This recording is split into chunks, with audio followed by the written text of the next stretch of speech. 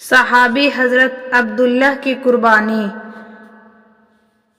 جب اللہ کی محبت انسان کے دل میں ہوتی ہے تو اللہ تعالیٰ اس کی بڑی قدردانی فرماتے ہیں۔ اللہ سے محبت میں ایسی کیفیت ہو جیسے حضرت عبداللہ بن ذوالبجدین رضی اللہ تعالیٰ عنہ کو نصیب ہوئی تھی۔ یہ ایک نوجوان صحابی تھے جو مدینہ طیبہ سے کچھ دوری پر ایک بستی میں رہتے تھے۔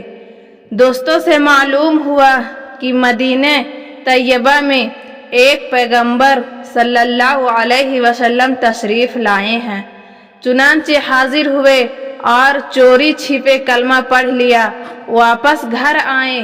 گھر کے سب لوگ ابھی کافر تھے، لیکن محبت تو وہ چیز ہے جو چھپ نہیں سکتی۔ اپنی طرف سے تو بہت چھپایا کہ کسی کو پتہ نہ چلے، مگر جب بھی نبی صلی اللہ علیہ وسلم کا کوئی نام لیتا تو یہ تو بہت غور سے سنتے، کیونکہ انہیں اللہ کے رسول سے بہت محبت تھی۔ چنانچہ گھر والوں نے اندازہ لگا لیا کہ کوئی نہ کوئی معاملہ ضرور ہے۔ ایک دن چچا نے کھڑا کر کے پوچھا، بتاؤ بھائی کلمہ پڑھ لیا ہے؟ فرمانے لگا، جی ہاں۔ چچا کہنے لگا، اب تیرے سامنے دو راستے ہیں، یا تو کلمہ پڑھ کر گھر سے نکل جا، اور اگر گھر میں رہنا ہے تو پھر ہمارے دین کو قبول کر لے۔ چنانچہ حضرت عبداللہ نے ایک ہی لمحے میں فیصلہ کر لیا۔ فرمانے لگے، میں گھر کو چھوڑ سکتا ہوں، لیکن اللہ کے دین کو نہیں چھوڑ سکتا ہوں۔ چچا نے مارا پیٹا بھی اور جاتے ہوئے جسم کے سارے کپڑے اتار لیے۔ جسم پر کوئی کپڑا نہ تھا۔ ماں آخر ماں ہوتی ہے، اپنے شوہر کی وجہ سے سب کے سامنے تو کچھ کہہ نہ سکی، لیکن چھپ کر اپنی چادر حضرت عبداللہ کو پکڑا دی کہ بیٹا جسم چھپا لینا۔ حضرت عبداللہ چادر لے کر جب باہر نکلے تو اس کے دو ٹکڑے کیے، ایک سے 70 چھپا لیا اور دوسری اوڑھ لی۔ اس لیے یہ صحابی ذوالبجدین یعنی دو چادروں والے نام سے مشہور ہو گئے۔ اب کہاں گئے؟ جہاں سودا کر چکے تھے ادھر ہی چل دیے۔ قدم اپنے آپ مدینہ طیبہ کی طرف بڑھ رہے تھے۔ رات کو سفر کر کے صبح کو نبی صلی اللہ علیہ وسلم کی خدمت میں حاضر ہوئے۔ نبی کریم صلی اللہ علیہ وسلم نے دیکھا تو آپ کے چہرے پر عجیب خوشی کی کیفیت ظاہر ہوئی۔ صحابہ کرام سوچ میں پڑ گئے کہ آخر یہ کون آیا ہے کہ جس کو دیکھ کر اللہ کے رسول صلی اللہ علیہ وسلم اتنے زیادہ خوش ہوئے ہیں۔ حضرت عبداللہ اللہ کے رسول کے پاس آئے اور عرض کیا کہ اے اللہ کے نبی، سب کچھ چھوڑ کر آ چکا ہوں، اب تو آپ صلی اللہ علیہ وسلم کے قدموں حاضر ہوں، لہٰذا یہ صحابی اصحاب صفہ میں شامل ہو گئے اور وہیں رہنا شروع کر دیا، کیونکہ قربانی بہت بڑی دی تھی۔ اللہ کی محبت میں اپنا سب کچھ داؤں پر لگا دیا تھا، اس لیے اس کا بدلہ ایسا ہی ملنا چاہیے تھا۔ اس لیے ان کو ایسی کیفیتیں حاصل تھی کہ اللہ کی محبت میں کبھی کبھی جذبے میں آ جاتے تھے۔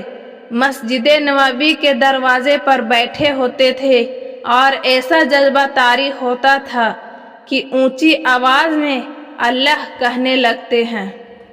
ایک بار حضرت عمر رضی اللہ تعالی عنہ نے دیکھا کہ بہت زور سے مسجد کے سامنے اکیلے بیٹھے اللہ اللہ کہہ رہے ہیں، تو انہوں نے ڈانٹا کہ کیا کرتا ہے؟ یہ سن کر اللہ کے نبی صلی اللہ علیہ وسلم نے فرمایا، عمر عبداللہ کو کچھ نہ کہو، یہ جو کچھ کر رہا ہے اخلاص سے کر رہا ہے۔ کچھ زمانہ گزرا، نبی کریم صلی اللہ علیہ وسلم ایک جنگ میں تشریف لے گئے۔ حضرت عبداللہ بھی ساتھ تھے۔ راستے میں ایک جگہ پہنچے تو بخار ہو گیا۔ نبی کریم صلی اللہ علیہ وسلم کو پتہ چلا تو آپ صلی اللہ علیہ وسلم حضرت ابو بکر و عمر رضی اللہ تعالی عنہ کے ساتھ ان کے پاس گئے۔ جب وہاں پہنچے تو حضرت عبداللہ کی وفات کے کچھ ہی لمحے باقی تھے۔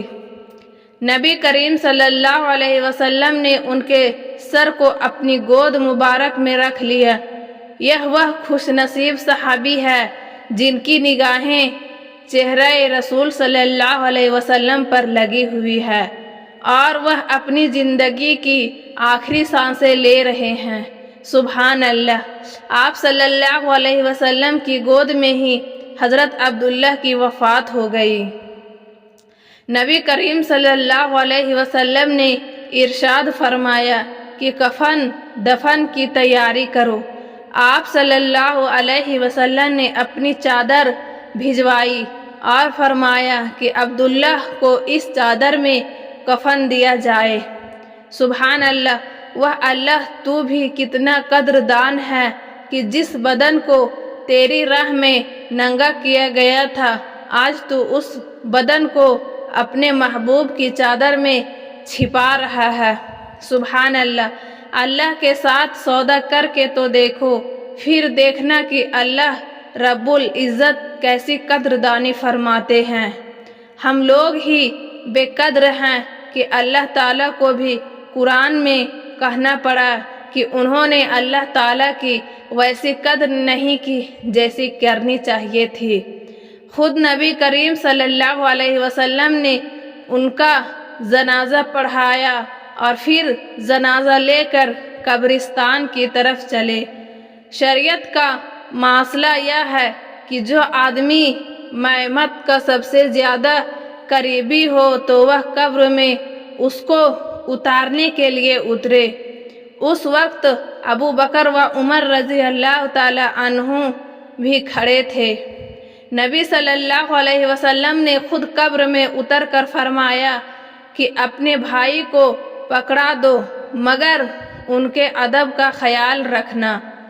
آپ صلی اللہ علیہ وسلم نے اس سچے عاشق کو اپنے ہاتھوں میں لیا اور زمین کے سپرد کر دیا، گویا اپنی امانت زمین کو دے دی۔ حدیث مبارک کا خلاصہ ہے کہ اللہ کے محبوب صلی اللہ علیہ وسلم نے جب ان کو زمین پر رکھا دیکھا تو آپ نے ارشاد فرمایا کہ اے اللہ، میں عبداللہ سے راضی ہوں، تو بھی اس سے راضی ہو جانا۔